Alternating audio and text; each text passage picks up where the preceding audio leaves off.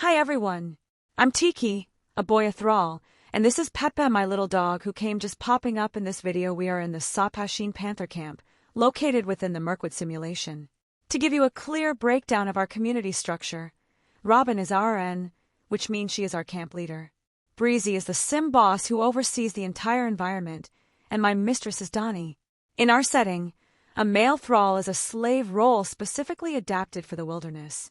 Because panther clans are fiercely independent, female-led societies, playing a boy thrall means focusing on camp survival, heavy labor, absolute loyalty, and serving the hierarchy under the direct authority of my mistress. Because our community is so highly immersive and structured, outsiders often look at our world and ask, what actually is roleplay, and how do you physically do it? From an educational standpoint, collaborative text-based roleplay is an advanced form of interactive, improvisational literature. It is not like a traditional video game where you press hotkeys to perform pre-animated actions.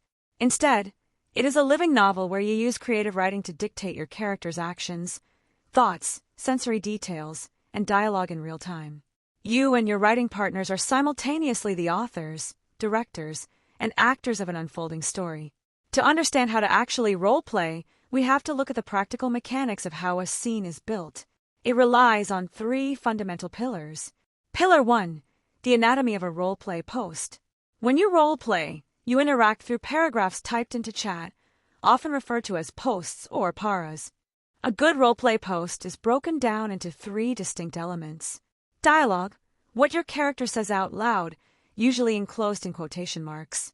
Action, prose, the physical movements, gestures, and body language of your character. Internal monologue, the private thoughts, motivations, and emotional reactions of your character. This helps the other players understand your character's mindset, even if their characters cannot read minds.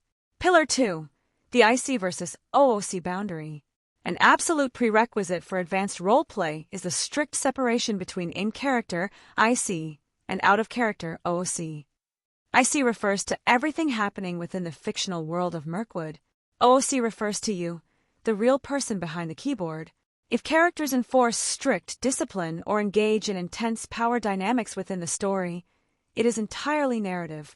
An educated role player maintains a strict mental wall between these 2 spaces, ensuring that the heavy themes of a story are handled by consenting, respectful creators who treat each other as peers out of character. Pillar 3, respecting narrative agency, no godmoding. In roleplay, you have absolute control over your own character, but 0 control over anyone else's. Controlling another person's character or writing their reactions for them is called godmoding or power gaming. For example, you cannot write. Tiki hands the water skin to his mistress, and Donnie smiles and drinks it. You do not own Donnie's reactions. Instead, you must write the attempt or the action, and pause to let the other writer choose how her character responds. A concrete example of roleplay in action.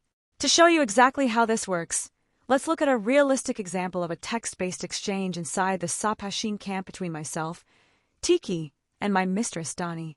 This is exactly how it looks in the chat box. Donnie's post.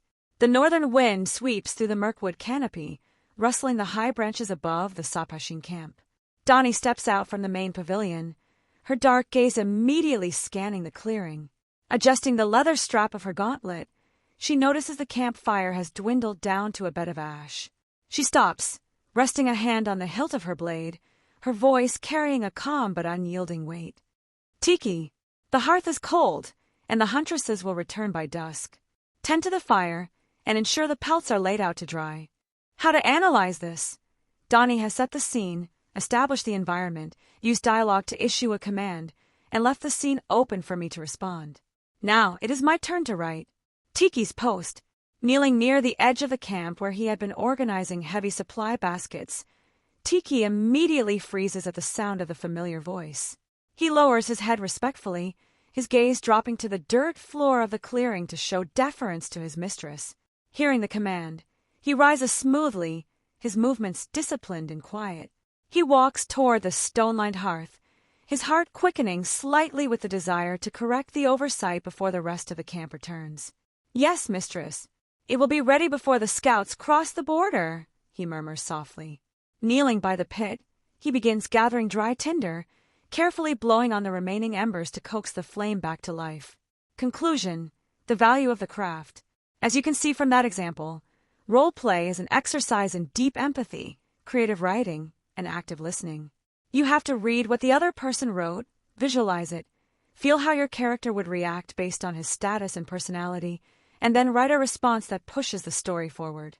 When done at an educated level, it transcends simple gaming. It becomes a deeply fulfilling intellectual and artistic outlet where history, lore, psychology, and collaborative literature meet.